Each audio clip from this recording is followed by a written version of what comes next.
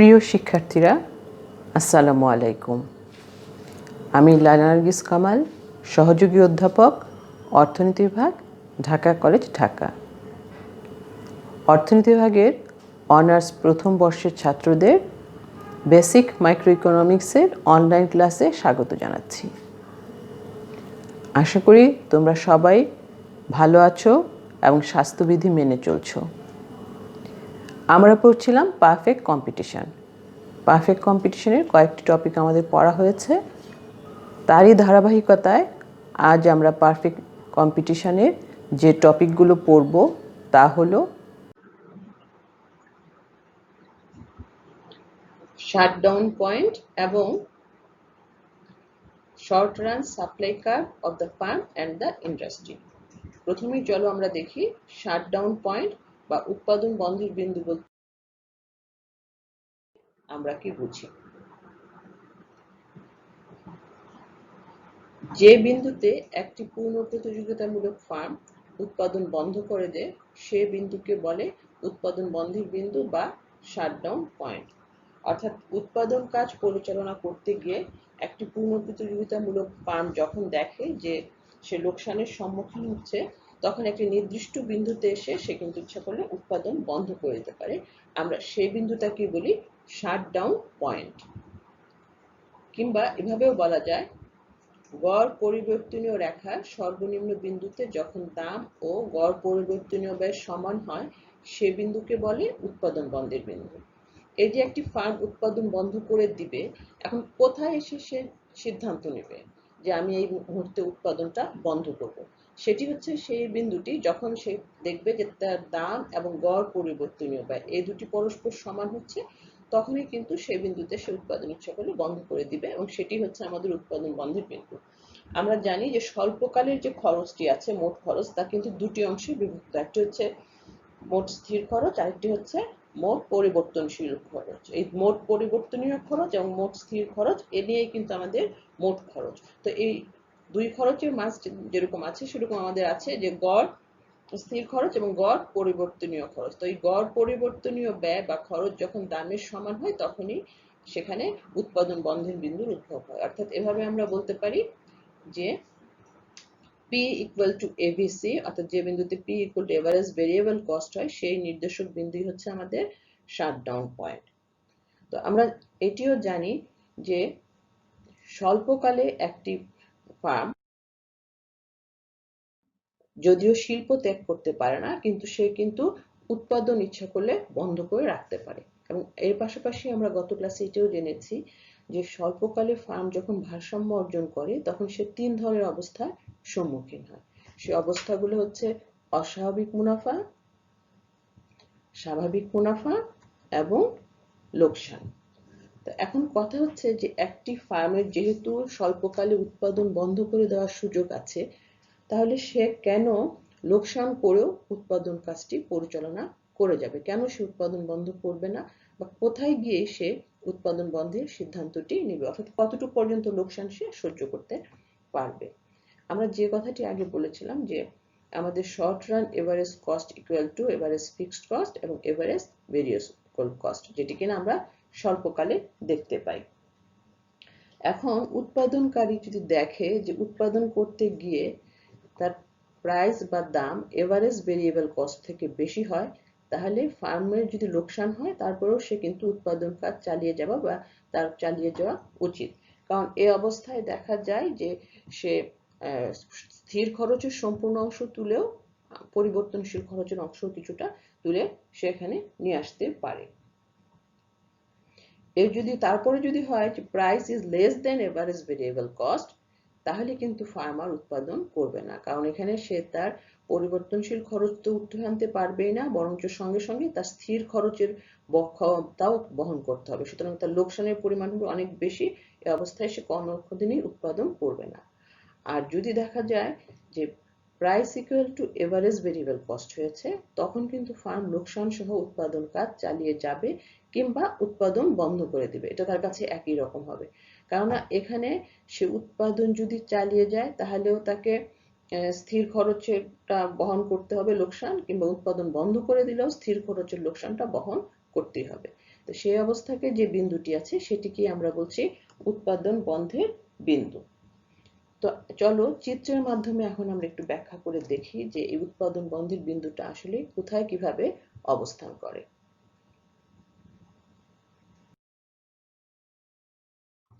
এখানে আমরা চিত্রে ভূমি অক্ষে দেখিয়েছি উৎপাদনের পরিমাণ এবং লম্ব অক্ষে দেখিয়েছি দাম এবং খরচ। তো প্রথমে আমরা যে রেখাটা এখানে দেখতে পাচ্ছি সেটি হচ্ছে আমাদের এভারেজ রেভিনিউ রেখা ইকুয়াল টু মার্জিনাল রেভিনিউ রেখা, এটাকে আমরা ডিমান্ড কার্ভও বলে থাকি এবং আমরা জানি যে এই রেখাটি হচ্ছে আমাদের ভূমি অক্ষের সমান্তরাল একটি রেখা। এবং এসএমসি হচ্ছে আমাদের short run marginal cost curve, যেটি কিনা এ বিন্দুতে আমাদের এআর রেখা এবং কে ছেদ করে গিয়েছে। সুতরাং এ হচ্ছে আমাদের কাঙ্ক্ষিত ভারসাম্য বিন্দু। এই এ হচ্ছে আমাদের কাঙ্ক্ষিত ভারসাম্য বিন্দু। এই এ বিন্দু অনুযায়ী আমাদের এখানে দাম হচ্ছে OP1 এবং উৎপাদনের পরিমাণ হচ্ছে OQ1 পরিমাণ। এখানে আমরা দেখতে পাচ্ছি এটি হচ্ছে আমাদের ABC অর্থাৎ এভারেজ ভেরিয়েবল কস্ট রেখা। তো একজন উৎপাদনকারী যদি এই এ বিন্দুতে ভারসাম্য অর্জন করে তাহলে এখানে আমরা দেখতে পাচ্ছি তার এভারেজ ভেরিয়েবল কস্টটি হবে হচ্ছে AQ1 পরিমাণ। এবং এখানে আমাদের এসএসি বা short run average cost curve একটি অবস্থিত এবং এখানে আমরা দেখতে পাচ্ছি যে এখানে আমাদের যে উৎপাদনটি হয়েছে OQ1 পরিমাণ, সেখান থেকে যদি আমাদের আমরা এভারেজ কস্ট কার্ভের হিসাবটি বের করে নিয়ে আসি তাহলে আমরা এখানে দেখতে পাচ্ছি যে এই যে আমরা এই রেখাটিকে যদি আরো উপরের দিকে ভাবে তুলে নেই তাহলে আমরা দেখতে পাচ্ছি এইটুকু হচ্ছে আমাদের AQ1 পর্যন্ত হচ্ছে আমাদের এভারেজ ভেরিয়েবল কস্ট এবং এখান থেকে এই যে ডিসটেন্সটা আমরা যদি এটিকে একটা নাম দিই বিন্দু যে বি, তাহলে আমরা দেখতে পাচ্ছি যে এই যে ডিসটেন্সটা এটুকু হচ্ছে আমাদের স্থির খরচ। তাহলে এই বিন্দুতে যদি ফার্মটি উৎপাদন কাজ পরিচালনা করে তাহলে সে কিন্তু তার পরিবর্তনীয় খরচের সম্পূর্ণটুকু অর্থাৎ এই ডিসটেন্সের যে খরচ সম্পূর্ণ তুলে আনতে পারবে, কিন্তু স্থির খরচের উৎপাদনটি সে তুলে আনতে পারবে না। এই অবস্থায় উৎপাদনকারী সিদ্ধান্ত নিবে যে সে উৎপাদন কাজ কি পরিচালনা করবে অথবা করবে না। কেননা যদি সে এখানে উৎপাদন কাজ পরিচালনা করে কিংবা না করে দুটোই তার কাছে একই রকম। উৎপাদন কাজ পরিচালনা করলেও তাকে স্থির খরচের ব্যয়টি বহন করতে হবে, কিংবা যদি সে উৎপাদন কাজ পরিচালনা না করে তাহলেও কিন্তু তাকে স্থির খরচের ব্যয়টি বহন করতে হবে। সুতরাং এই যে আমাদের এই বিন্দুটি আছে সেটি হচ্ছে কিন্তু আমাদের মূলত উৎপাদন বন্ধের বিন্দু বা শাটডাউন পয়েন্ট। এখন আমরা দেখি যে যদি কোনো কারণে দাম বেড়ে P2 তে চলে যায় অর্থাৎ AR2 = MR2 এই রেখায় যদি আমরা অবস্থান করি তাহলে আমাদের যে ভারসাম্যটি এখানে অর্জিত হচ্ছে সেখান থেকে যদি ভারসাম্য অর্জন করে তাহলে কিন্তু এখানে ফার্মটি আমরা দেখতে পাচ্ছি যে অতিরিক্ত মুনাফা সে সম্মুখীন হবে না, বরং এখানে সে স্বাভাবিক মুনাফা অর্জন করবে। অর্থাৎ স্বাভাবিক মুনাফা এখানে হওয়ার কারণে সে যে দু ধরনের ব্যয় অর্থাৎ পরিবর্তনশীল ব্যয় এবং স্থির ব্যয় দুটো ব্যয়ই কিন্তু এখান থেকে সে তুলে আনতে সক্ষম হবে। সুতরাং এই বিন্দুতে ভারসাম্য যদি সে অর্জন করে তাহলে দেখা যাবে যে এখান থেকে এই অবস্থা পরিত্যাগ সে কখনোই করবে না। অর্থাৎ Q2 স্তরে OP2 দামে যদি বি বিন্দুতে ভারসাম্য অর্জন করে তাহলে একজন উৎপাদনকারী নিঃসন্দেহেই তার উৎপাদন কাজ পরিচালনা করবেন, কারণ এখান থেকে সে তার স্থির খরচ যেটুকু আছে অর্থাৎ এই খরচটুকু এবং যে তার পরিবর্তনশীল খরচটুকু আছে অর্থাৎ AQ2 এই সবটুকুই তুলে আনতে পারবে।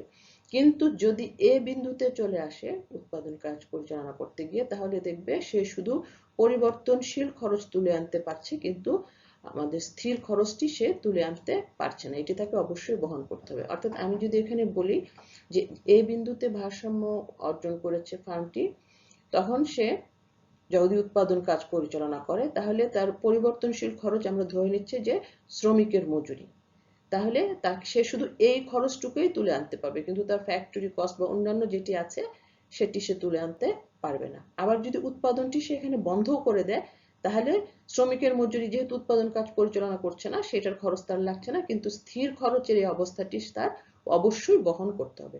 সেই জন্যই একজন উৎপাদনকারী এই এ বিন্দুতে এসে সিদ্ধান্ত নিবে সে উৎপাদন কাজ চালিয়ে যাবে নাকি উৎপাদন এখানে বন্ধ করে দেবে। এই জন্যই আমরা এই বিন্দুটাকে বলছি শাটডাউন পয়েন্ট বা উৎপাদন বন্ধের বিন্দু। এখন মনে করি যে দাম P1 থেকেও যদি কমে যায়, তাহলে উৎপাদনকারী তখন কি করবে?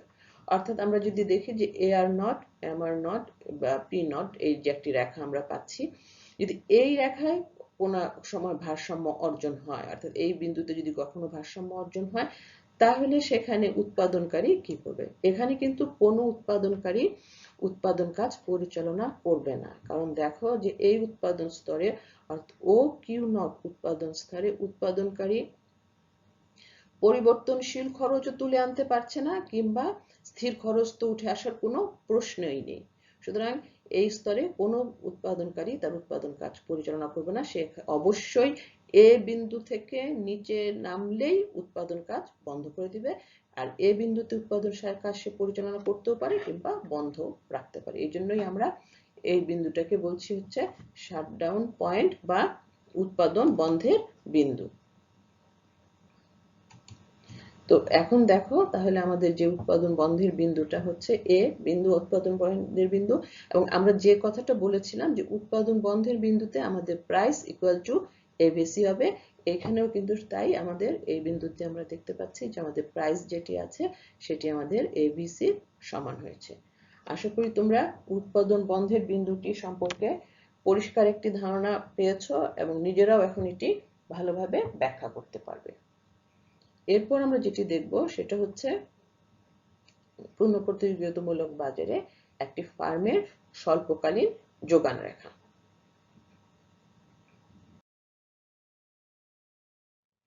তো যোগান রেখা কাকে বলে? যোগান রেখা যদি নরমালি আমরা বলি যে দামের সঙ্গে কি পরিমাণ দ্রব্য একজন উৎপাদনকারী বিক্রি করতে প্রস্তুত, সেটি যে রেখা দ্বারা প্রকাশ করা হয় সেটিকে আমরা বলি যোগান রেখা। আর ফার্মের স্বল্পমেয়াদী যোগান রেখা যেটা, সেটা হচ্ছে যে একটি পূর্ণ প্রতিযোগিতামূলক ফার্ম বিভিন্ন স্বল্পকালে বিভিন্ন দামে যে পরিমাণ দ্রব্য সামগ্রী উৎপাদন ও বিক্রয় করতে পারে তার পরিমাণই হচ্ছে হলো আমাদের ফার্মের যোগান রেখা। অর্থাৎ তাহলে ফার্মের যোগান রেখাটি হচ্ছে যে একটি ফার্ম স্বল্পকালে বিভিন্ন দামে যে পরিমাণ দ্রব্য সামগ্রী উৎপাদন এবং বিক্রয় করতে পারে তার পরিমাণই হচ্ছে সেটার যোগান। আর ওই সময়ে ওই দামে সমস্ত উৎপাদন প্রতিষ্ঠানগুলো ব্যক্তিগত যোগান বা অবদান যোগ দিলে শিল্পের যোগান বা মোট যোগান পাওয়া যায়। এবং বিভিন্ন দামে বাজারে বিক্রেতারা কি কি পরিমাণ দ্রব্যের যোগান দিবে যোগান রেখা কিন্তু তারই নির্দেশনা দেয়। আর আমরা স্বল্পকাল বলতে এমন একটা সময় বুঝি যে যখন শুধুমাত্র পরিবর্তনীয় উপকরণের পরিমাণ বাড়িয়ে উৎপাদন বৃদ্ধি করা যায়, স্থির উপাদান কিন্তু এই সময় স্থির থাকে। এ সময়ের উৎপাদনে স্থির ব্যয় দ্বারা প্রভাবিত হয় না।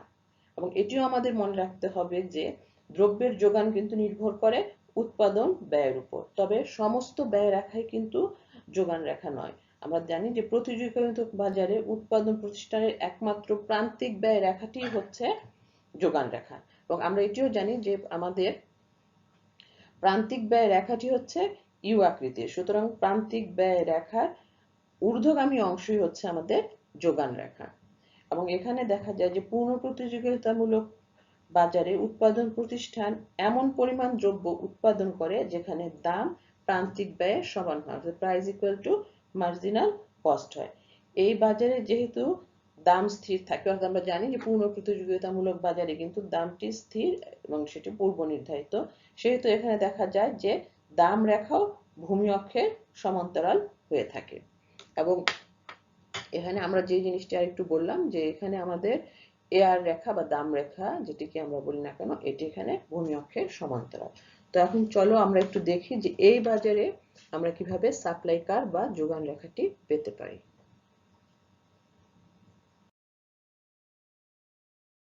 এখানে আমরা দুটি চিত্র দেখতে পাচ্ছি, এ পাশে আমাদের এই চিত্র এবং এ পাশে হচ্ছে বি চিত্র।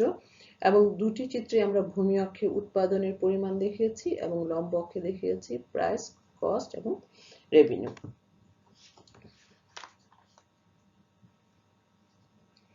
এখানে হচ্ছে আমাদের এসএমসি হচ্ছে short run marginal cost curve, ABC হচ্ছে আমাদের এভারেজ ভেরিয়েবল কস্ট কার্ভ এবং এসসিসি হচ্ছে আমাদের short run average cost curve. তো আমরা এখানে প্রথমে একটি দেখতে পাচ্ছি আমাদের AR1 ইকুয়াল টু MR1, একটি আমাদের ভূমি অক্ষের সমান্তরাল একটি রেখা এবং সেখানে এসএমসি রেখা আমাদের AR1 ইকুয়াল টু MR1 এই রেখাটিকে এ বিন্দুতে ছেদ করে উপরের দিকে উঠে গিয়েছে। সুতরাং এ বিন্দুই হচ্ছে আমাদের এখানে কাঙ্ক্ষিত ভারসাম্য বিন্দু এবং এই বিন্দুতে আমাদের দাম হচ্ছে হলো OP1 পরিমাণ এবং উৎপাদনের পরিমাণ হচ্ছে OQ1 পরিমাণ। তবে এখানে আমরা খেয়াল করো যে এই বিন্দুটি কিন্তু একদম ABC রেখার সংস্পর্শে একসাথে চলে গিয়েছে, অর্থাৎ আমরা পূর্বের চিত্র থেকে জানি যে এটি হচ্ছে আমাদের শাটডাউন পয়েন্ট এবং উৎপাদনকারী এই OP1 দামে OQ1 পরিমাণ দ্রব্য যোগান দিবে। যদি কোনো কারণে এই OP1 দামের নিচে নামে, অর্থাৎ এখানে যদি আমাদের চলে আসে আমাদের প্রাইস, তাহলে কিন্তু কোনো উৎপাদনকারী সেখানে উৎপাদনও করবে না, সুতরাং যোগানও দিবে না। যেহেতু এখানে উৎপাদন হবে না, এই P1 এর নিচে নামলে কোনো উৎপাদনকারী আর উৎপাদন করবে না, সুতরাং যোগান হবে না। সুতরাং বলা যায় যে এ বিন্দু থেকেই, অর্থাৎ এই এসএমসি রেখার এই এ বিন্দুটা আমরা পাচ্ছি, এই এ বিন্দু থেকেই কিন্তু আমাদের প্রথম যোগানটা আরম্ভ হচ্ছে। এরপরে আমরা তাহলে এটি যদি আমরা বি চিত্রে যাই তাহলে দেখতে পাচ্ছি যে এই P1 দামে OQ1 যে যোগানটি আছে সেটি আমরা A ড্যাশ বিন্দু দ্বারা এখানে নির্দেশ করেছি। OP1 দাম এবং দ্রব্যের পরিমাণ যোগান হচ্ছে OQ1, এটা হচ্ছে আমাদের এখানে A ড্যাশ পরিমাণ। এরপরে দেখা যাচ্ছে যে যদি কোনো কারণে আমাদের AR1 এবং ইকুয়াল টু MR1 রেখাটি average revenue equal to marginal revenue কার্ভটি উপরে উঠে যায় এবং সেটি তখন আমাদের এসএমসি রেখাকে বি বিন্দুতে ছেদ করে এবং সেখানে আমাদের নতুন ভারসাম্য অর্জিত হয় এবং এই ভারসাম্য অবস্থায় যেহেতু দাম বেশি হয়ে গিয়েছে, অর্থাৎ দাম এখন বৃদ্ধি পেয়ে হয়েছে হলো OP2 পরিমাণ। যেহেতু দাম বৃদ্ধি পেয়েছে সুতরাং উৎপাদনকারীরা অবশ্যই যোগানের পরিমাণও বৃদ্ধি করবে এবং সেই যোগানের পরিমাণ হচ্ছে OQ2 পরিমাণ এবং এই OP2 দামে OQ2 পরিমাণ যোগান করলে সেটা বি চিত্রে গিয়ে দাঁড়াচ্ছে আমাদের যে OP2 দামে যোগান হচ্ছে OQ2 পরিমাণ এবং সেটি আমরা এখানে বি ড্যাশ বিন্দু দ্বারা নির্দেশ করেছি। এবং এর পরবর্তীতে যদি দাম আরো বৃদ্ধি পায়, অর্থাৎ দাম যদি এখানে আমাদের OP3 হয়ে যায়, তখন কিন্তু উৎপাদনকারীরা যোগানের পরিমাণ আরোই বাড়িয়ে দিবে, কারণ আমরা জানি যে দাম এবং যোগানের সম্পর্কটি হচ্ছে ধনাত্মক, অর্থাৎ দাম যত বৃদ্ধি পায় উৎপাদনকারী তার যোগানের পরিমাণও তত বৃদ্ধি করে দেয়। তো সুতরাং আমরা এখানে দেখতে পাচ্ছি যে OP3 দামে যোগানের পরিমাণ হচ্ছে OQ3। এটি যদি আমরা এখন বি চিত্রে দেখি, অর্থাৎ দেখা যাচ্ছে এখানে হচ্ছে OP3 দাম এবং এখানে ভূমি অক্ষে হচ্ছে OQ3 পরিমাণ যোগান করা হয়েছে, যা আমরা OC ড্যাশ বিন্দু দ্বারা নির্দেশ করেছি।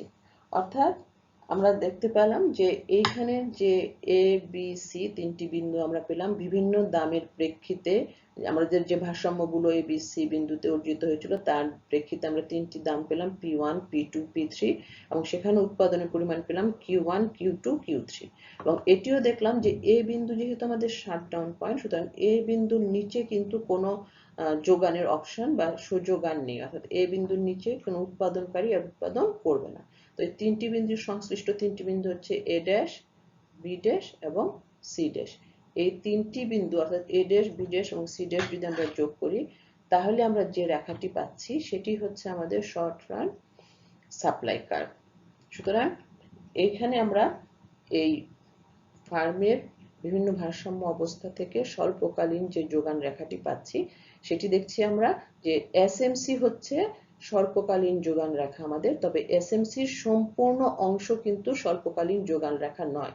এসএমসি রেখার যে অংশটুকু এভিসি রেখার উপরে অবস্থান করে সেইটুকু রেখাই হচ্ছে আমাদের স্বল্পকালীন যোগান রেখা। সুতরাং আমরা বলতে পারি পূর্ণ প্রতিযোগিতার বাজারে প্রান্তিক ব্যয় রেখার যে অংশ গড় পরিবর্তনীয় ব্যয় রেখার নিচে থাকে সে অংশ যোগান রেখা নয়।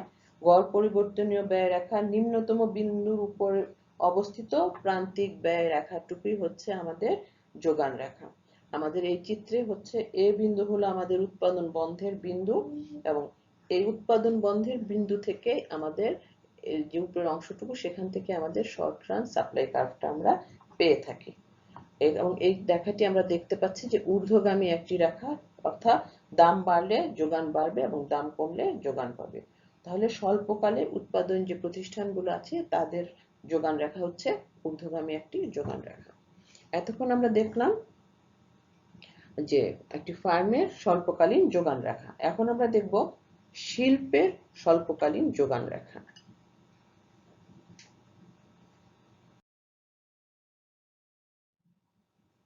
শিল্প কি তা আমরা জানি, তারপর আবার একটু মনে করি।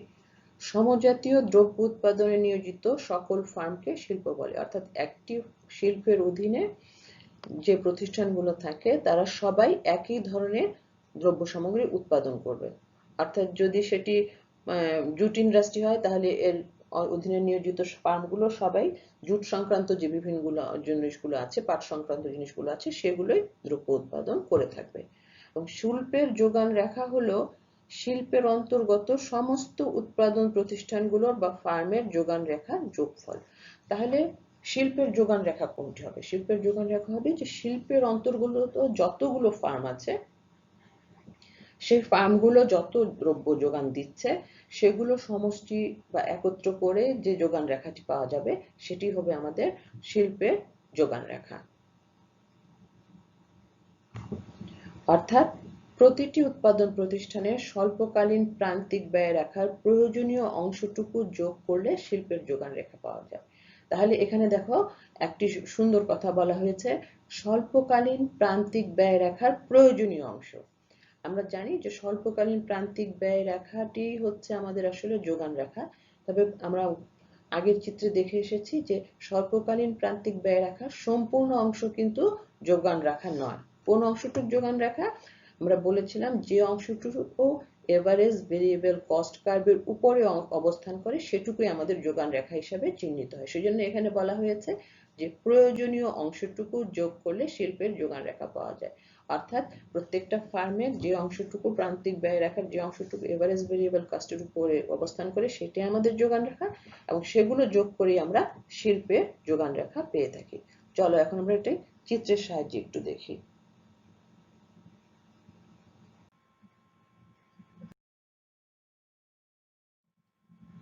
শিল্পের স্বল্পকালীন যোগান রেখা।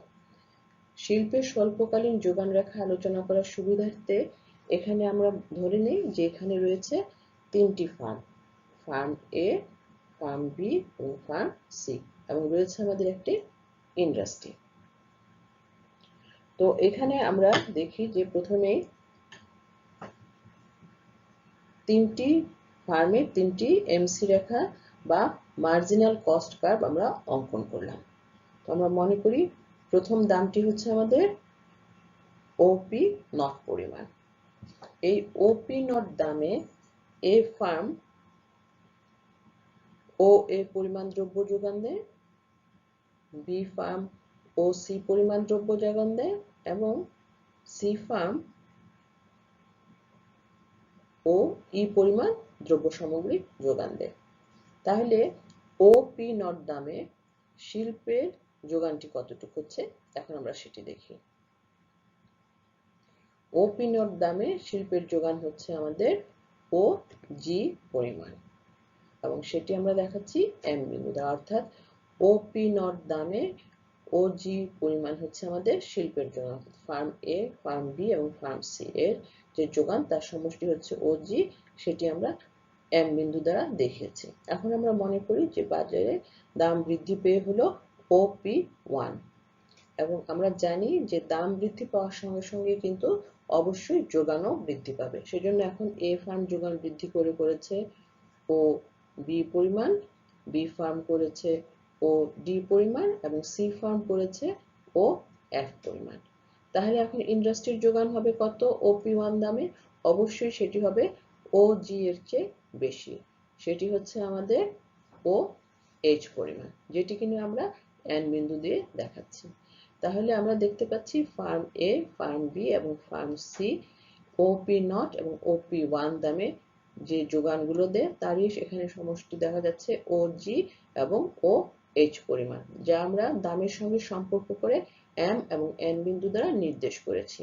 এখন যদি আমরা এই এম এবং এন বিন্দু যোগ করি তাহলে যে রেখাটি পাচ্ছি সেটি হচ্ছে আমাদের শিল্পের স্বল্পকালীন যোগান রেখা। এবং এখানে লক্ষ্য করে দেখো যে এই শিল্পের স্বল্পকালীন যোগান রেখাটি কিন্তু আমাদের ফার্মের যোগান রেখার মতোই একটি ঊর্ধ্বগামী রেখা। কারণ আমরা জানি যে দামের সঙ্গে যোগানের সম্পর্ক হচ্ছে ধনাত্মক, অর্থাৎ দাম বাড়লে যোগান বাড়ে এবং দাম কমলে যোগান কমে।